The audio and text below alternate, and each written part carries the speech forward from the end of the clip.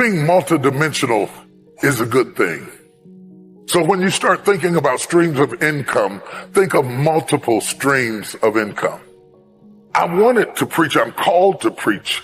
You know me from preaching. You know me from ministering the gospel. And I love what I do. But I had dreams for my children that were bigger than what I do. I did not want my children to have to fake being me in order to be successful.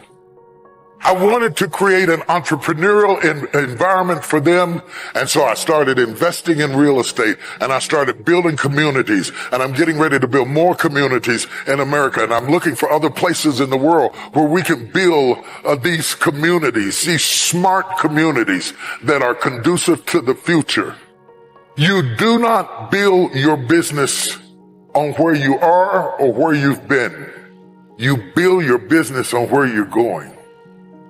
So then, if you are building for the future, then you have to reimagine your strategy. I'm going to give you a couple of big words, big words, like strategy. This is how you're going to do it. You're going to do it through a strategy. I got here through a strategy. What is a strategy? A synchronized step-by-step plan from point A to point B. Your strategy is important. You've got to fix your strategy.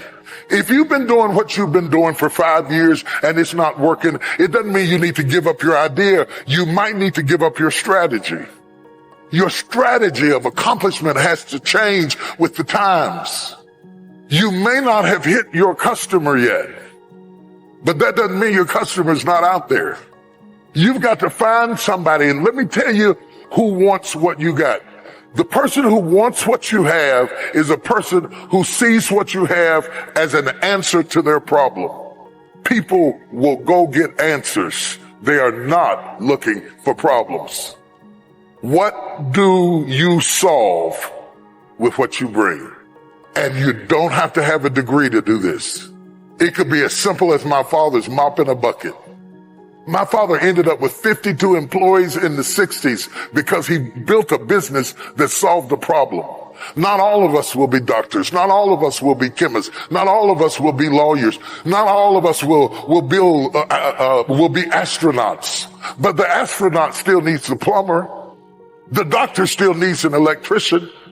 Whatever your business is, it must be an answer to somebody's problem.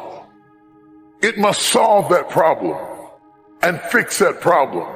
And when you do whatever you do and you find yourself maxing out at what you do is not who you are. What you do is not who you are.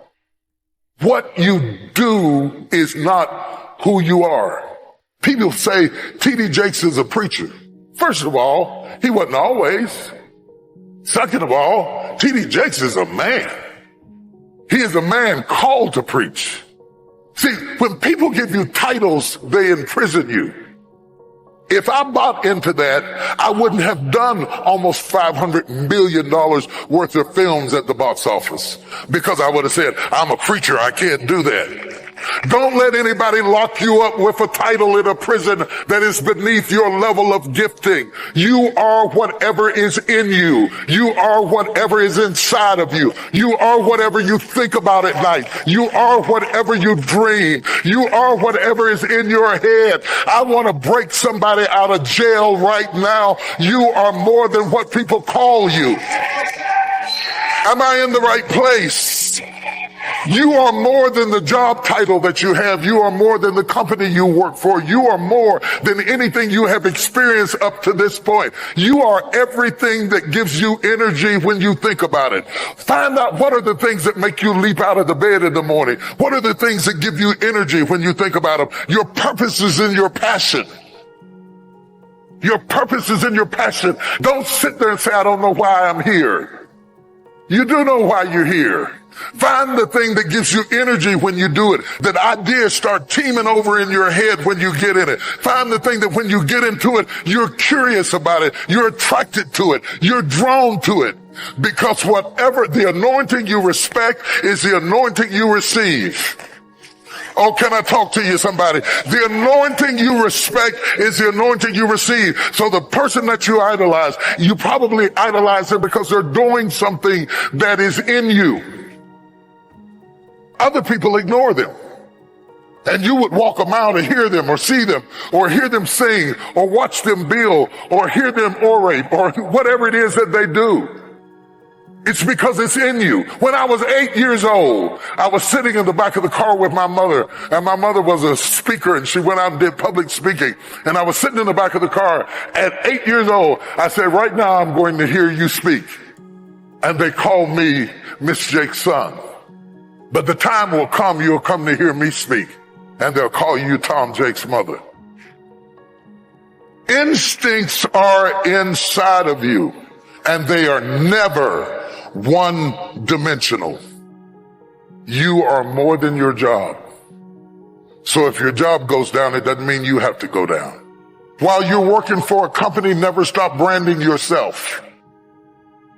One of the problems that I find prevalent with millennials who, by the way, I love mentoring you above anybody.